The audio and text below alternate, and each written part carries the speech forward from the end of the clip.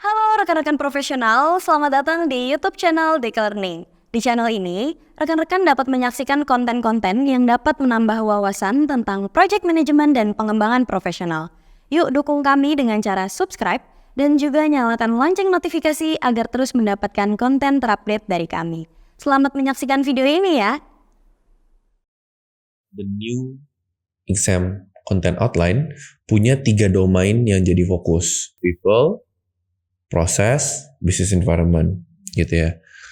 Kalau ditanya mana yang harus diprioritaskan atau difokuskan, dari angka yang dikasih dari PMI tersendiri juga udah jelas sebenarnya.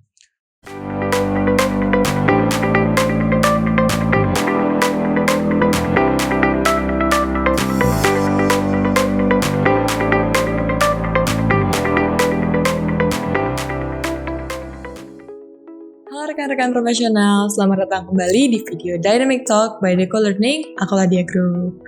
Gimana kabarnya dulu nih rekan-rekan profesional sekalian? Semoga selalu diberikan kesehatan ya. Perkenalkan, nama saya Naomi yang akan bawa sesi Dynamic Talk hari ini. Nah, di sesi kali ini kita akan berdiskusi mengenai topik Domains in the New ECO PMP, which to prioritize. Sudah bersama saya juga narasumber kita pada hari ini, Bapak Cornelius Stephen Sanjaya, PMP, PMI, ACP. Kita sapa dulu ya. Halo Pak Steven. Halo Mbak Naomi, apa kabar? Baik Pak, Bapak kabarnya juga gimana? Baik. Puji Tuhan. Oke. Terima kasih sebelumnya Pak untuk waktunya. Kita mau discuss nih mengenai the new ECO PMP. Apa sih ini ECO? Of course we know what it is, Exam Content Outline. Nah, sebelumnya Pak, berhubung dengan adanya perubahan terbaru ya di tahun 2021, menurut Bapak domain mana sih yang harus diprioritaskan dalam persiapan ujian para calon PMP ini? Oke. Domain mana yang harus diprioritaskan? Jadi asumsi saya rekan-rekan profesional di sini sudah tahu ya perubahan yang terjadi sejak 2021 bahwa yang sebelumnya base-nya adalah PMBOK 6, di mana di situ kita banyak belajar soal project management process, knowledge areas, and process group. Mereka dulu heavily reliant on the process. Jadi ada 49 proses yang harus dihafal, dipahamin, dan nanti diuji di ujiannya. Nah sekarang, the new exam content outline punya 3 domain yang jadi fokus, which is people, proses, business environment, gitu ya. Kalau ditanya mana yang harus diprioritaskan atau difokuskan, dari angka yang dikasih dari PMI tersendiri juga udah jelas sebenarnya. Jadi dari domain people itu 42% ujian akan content outline-nya ada di situ, people. Lalu proses itu 50%. Business environment itu 8%. Dan bermasing-masing domain itu punya task yang jelas ya. Isinya apa aja. Jadi kalau mau ditanya fokusnya harus kemana, prioritasnya harus ada di mana,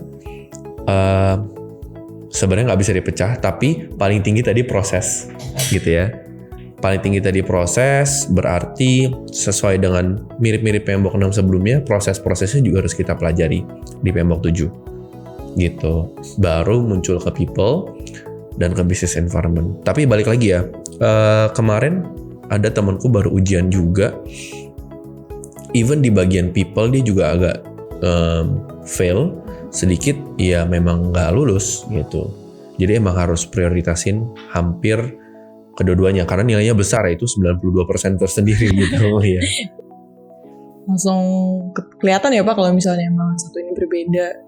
Iya, ya berbeda banget ya sebenarnya. Kalau yang dulu benar-benar fokus ke proses, sebenarnya sejak PMBOK 6 dan ada Agile, exam content online juga udah mulai berubah ke arah Agile. Jadi mostly mereka tes kalau misalnya ada project Agile, what should you do in this situation gitu. Oke.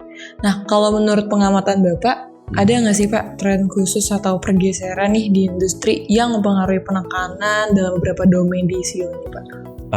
Jadi Agile tadi itu memang disrupt sama kebutuhan industri ya, rekan-rekan profesional. Sebelumnya project-project itu selalu waterfall, orang bisa bilang gitu. Jadi harus semuanya terdesain dulu, baru bisa dijalanin, baru bisa selesai. Nah, tapi sekarang kita bagi small chunk agile gitu. Harus cepat berubah, adapt sama kebutuhan di market. Misalnya hari ini aku butuh buat ngerjain, let's say misalnya websitenya seperti ini, besok udah bisa berubah lagi. Kayak gitu. As simple as that. Jadi marketnya yang minta cepat perubahan karena human itu gampang bosen ternyata. Betul. Betul ya? Betul, Pak. Nah, oleh karena itu dari yang sebelumnya caranya udah terstruktur, jelas ada, sekarang kita kalau mau ngadapin perubahan seperti apa, nah itu bingung dulu. Nah sekarang makanya di-disrupt sama market butuh yang agile, which is setiap 2 minggu sekali atau setiap sprint itu bisa di-evaluate. Apakah kita sesuai dengan bisnis objektif, sesuai dengan market demand atau enggak. Jadi itu fokusnya sekarang. Kenapa banyak berubah ke agile gitu. Oke, ada nggak sih Pak rekomendasi yang bisa Bapak sampaikan sendiri buat strateginya nih Pak? Jadi kita belajar domain apa dulu, area apa dulu, dan alokasi waktunya tuh bagaimana Pak? Oke, ini benar-benar personalize ya? Iya. Personalize. Personalize. Jadi untuk belajar, basically baca buku dulu lah. Baca buku, PMBOK 7 ada domain, ada tasnya, dibaca, dipahamin. Lalu setelah baca buku sekali itu biasanya aku saranin buat coba ambil quiz atau quick test lah, ujian gitu. Setelah itu selesai, kamu mulai dapat feel-nya. Jadi sebenarnya kalau orang tuh dulu aku belajar doang lewat buku, nggak ngerjain tesnya, aku bingung. Sebenarnya nanti bayangan tesnya itu akan seperti apa. Oke. Jadi baca dulu buku sekali, end to end, tes, and then go back and forth. Benar-benar. Gitu. Lihat ujiannya, lihat bukunya, lihat ujiannya, lihat bukunya. Karena setiap kali habis ujian kan kamu bisa dapat kayak reference ini ngambil dari bagian buku yang mana. Biasanya gitu kan. Di ujian. Benar. Bener kan? Basically harus tahu dulu nggak sih Pak ini bentuknya nanti.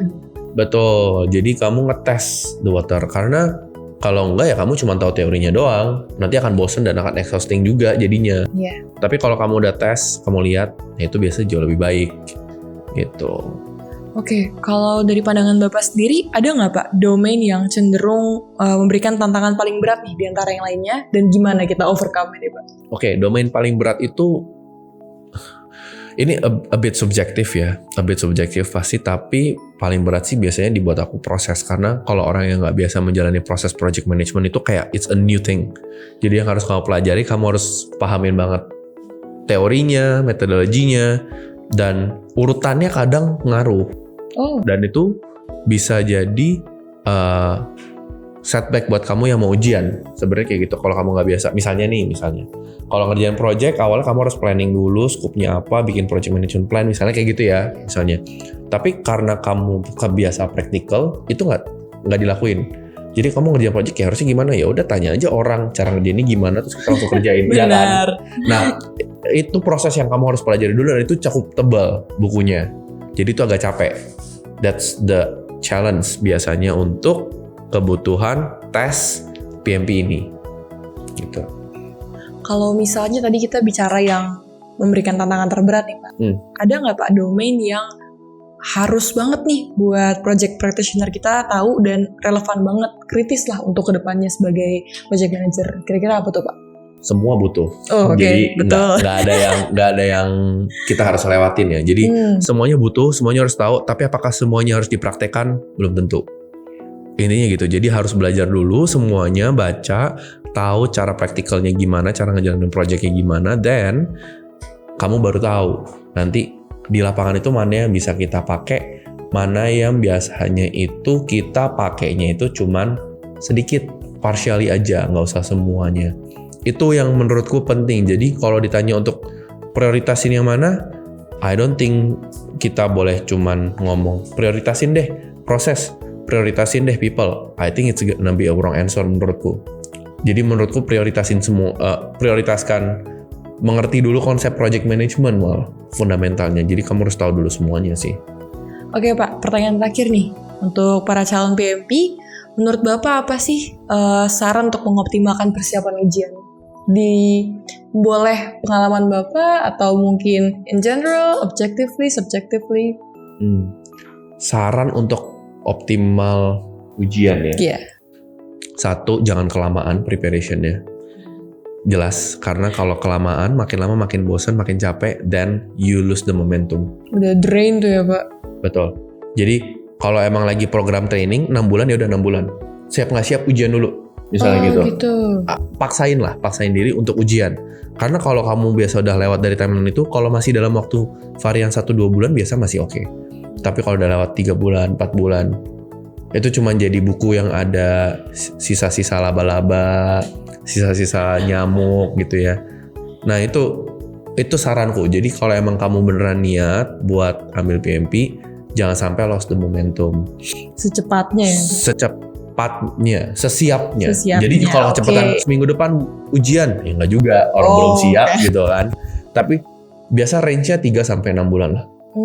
Biar udah nggak lupa tuh ya Pak, belajar apa ini kemarin. Exactly. Kalau misalnya lebih dari 3-6 bulan, biasa udah lupa, udah males, momentumnya udah nggak ada, udah lepas tuh biasanya. Itu 1. 2, tadi skenario-nya baca buku, lalu ujian coba-coba quiz, baru baca buku dan quiz terus-terusan hand in hand.